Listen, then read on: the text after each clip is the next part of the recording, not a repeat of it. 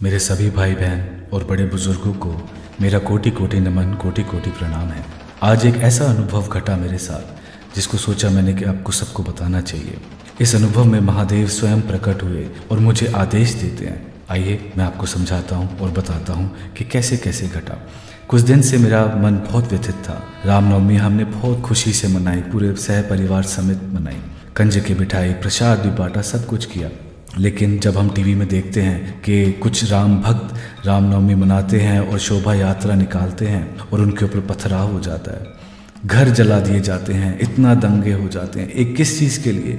एक सिर्फ रामनवमी मनाने के लिए। हम तो भक्त हैं, भक्ति नहीं करेंगे तो क्या करेंगे?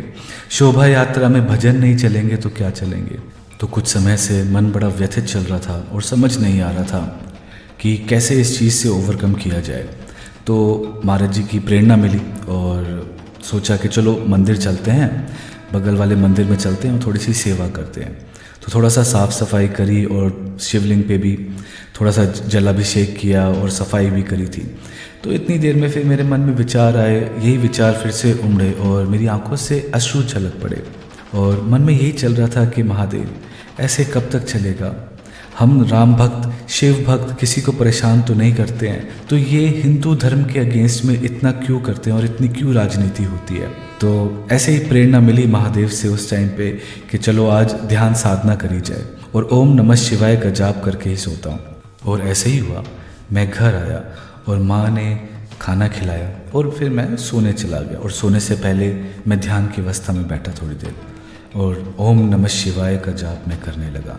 ओम नमः शिवाय कुछ देर तो मैं ज़बान से बोलता, लेकिन थोड़ी देर बाद जब मेरा ध्यान टिकने लगा, मन स्थिर होने लगा, तो मैं ओम नमः शिवाय का जाप अपनी सांसों में करने लगा।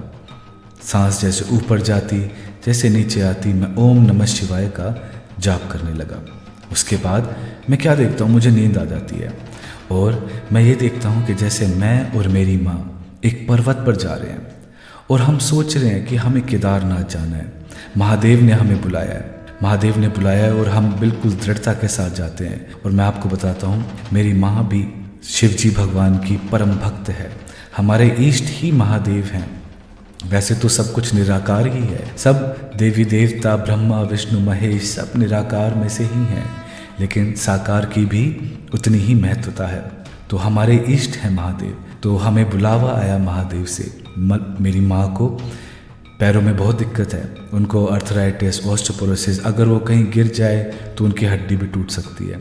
लेकिन हमें अनुभव में, हम सपने में ये देख रहे हैं, दिव्य सपना था ये, हम उसमें देखते हैं कि हम आगे बढ़ रहे हैं और हमारे साथ और भी लोग जा रहे हैं और लाइन लगी हुई है, हम सब जा रहे हैं और बुलावा आया महादेव से। भागे भागे जा रहे, पहाड़ चढ़ रहे हैं, ऐसे ऐसे पहाड़, इतने बड़े बड़े पत्थर जिसमें से हम ऊपर उठ के जा रहे हैं। माँ मेरे को हेल्प करती, मैं माँ को हेल्प करता और हमारा साथ बंधा हुआ और हम ही जा रहे हैं और चल रहे हैं। रास्ता पूछते जा रहे, कभी ऋषिकेश पूछे, वहाँ किसी से रास्ता पूछ रहे, हमें कुछ नहीं पता। हमारी यात्रा पैदल ही थी और हम पैदल ही चलते चले गए।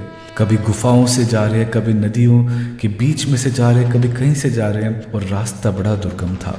माता ने मेरा पूरा साथ निभाया, मैंने भी माता का पूरा साथ निभाया और अंत में हम जब पहुंचते हैं केदारनाथ, जैसे ही हम केदारनाथ के द्वार के अंदर घुसते हैं तो प्रभु ऐसा लगता है कि जैसे महादेव वहीं बैठे हैं और हमारा इंतज़ार कर रहे हैं अपने साकार रूप में। आशुतोष भगवान हमें दर्शन दे रहे हैं। आपको पता होगा कि महादेव का दूसरा नाम आशुतोष भी है। तो महादेव दर्शन दे रहे हैं और ध्यान की अवस्था में बैठे हैं और धीरे धीरे आंखें खोलते हैं और जैसे ही उनकी आंखें खुलती हैं, आप मानेंगे नहीं, ऐसा मैं देख रहा हूँ, मैं अपनी बंद आंखों से सोते हुए देख रहा हूँ कि प्रकाश ही प्रकाश, महादेव के पीछे प्रकाश ही प्रकाश और वो उस पूरे मंदिर में प्रकाश ही प्रकाश होता है। बाकी की संगत बाहर थी, मैं और मेरी माँ अंदर थे और इतनी देर में फिर हम महादेव को दंडवत प्रणाम करते हैं। और वो तो जाने जहान है, महादेव को तो सब पता है कि हम क्या प्रश्न लेके आए हैं, हमारे साथ क्या घट रहा है। हमें कुछ पूछने की ही ज़रूरत नहीं पड़ी, महादेव स्पष्ट बोलते मेरे को। मैं और मेरी माँ थे उस टाइम पे, तो हम दोनों को स्पष्ट बोलते कि तुम्हें क्या लगता है, सनातन धर्म ऐसे ही खत्म हो जाएगा? इसको कोई मिटा सकता है क्या? सनातन धर्म शाश्वत है, जिसको कोई नष्ट नहीं कर सकता। और अंत में बोले कि हम सबको आत्मिक स्तर पर जागृत होना होगा। अगर हम आत्मिक स्तर पर जागृत नहीं रहे तो सोते रह जाएंगे, और ये जो अमृत काल की बेला चल रही है, इसका हमें लाभ नहीं मिल पाएगा। हमें उठना होगा। जितना मैं समझ पाया इस चीज से, महादेव का ये मतलब था कि हमें आत्मिक स्तर पे उठना पड़ेगा। हमें उस अपने भक्ति के स्तर को उठाना पड़ेगा। आप जाओ, आप सोशल मीडिया पे देखो, कितने ही लोग होते हैं, उनको अपने कल्चर के बारे में नहीं पता होता, हमारे संस्कारों के बारे में नहीं पता होता, इवन अपने हिंदुओं के बच्चों को नहीं पता होता। उनको लगता है कि ये क्या ढोंग ढकोसला चल रहा है, लेकिन असलियत नहीं पता होती। तो हमें जगाना है। जो सो रहे हैं उन्हें जगाना है, जो चल रहे हैं उन्हें दौड़ाना है, और जो दौड़ रहे हैं उनको उड़ाना है। लेकिन जो सो रहे हैं उनके वश में नहीं आना है, क्योंकि जो सो रहे हैं उनकी मंशा यही है कि दूसरे को भी सुला दें। तो इसीलिए ये मेरा सार निकला। ये मैं सोचता हूँ कि इस अनुभव से मुझे ये सीख मिली है मेरे को। और मैं ये जानना चाहता हूँ कि अगर आपको भी कुछ ऐसे अनुभव हुए हैं, जैसे कुछ साक्षात कृपा हुई है महादेव की, चाहे भगवान राम हो, हनुमान जी, गणेश, जो भी है सब निराकार से ही तो निकले हैं। अगर आपका भी कोई ऐसा अनुभव है, कोई दिव्य स्वप्न है जिसमें महादेव या कोई भी आके, कोई भी मतलब परमात्मा स्वयं आके आपको कुछ आदेश दे रहा है, कुछ समझा रहा है, आप प्लीज़ मुझे ज़रूर बताइए। trikaldarshi86@gmail.com पे आप बताइए मेरे को। मैं आपसे कांटेक्ट करूंगा, और आपकी उस कथा को हम कुछ इसी तरीके से वांचेंगे अपने समस्त महादेव भक्तों के साथ में, समस्त अपने भाई बहनों के साथ में।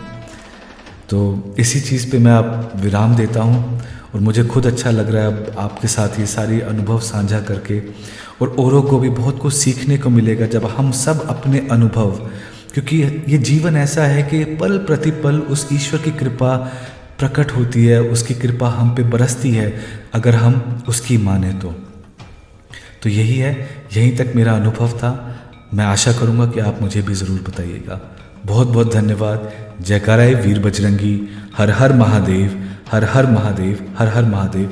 और ये पेज आपका है, इसको प्लीज़ लाइक और फॉलो ज़रूर कीजिए। जितना ये पेज आगे बढ़ेगा, मेरा उद्देश्य है सच सामने आए, अध्यात्म के बारे में जो हमारी युवा पीढ़ी है वो इस चीज़ को समझे। जब हम जागृत होंगे तभी तो समाज जागेगा, हमारे सोते हुए तो समाज नहीं जागेगा, हमें ही कुछ करना पड़ेगा। इसीलिए महादेव ने ये पेज बनवाया है। नमस्कार।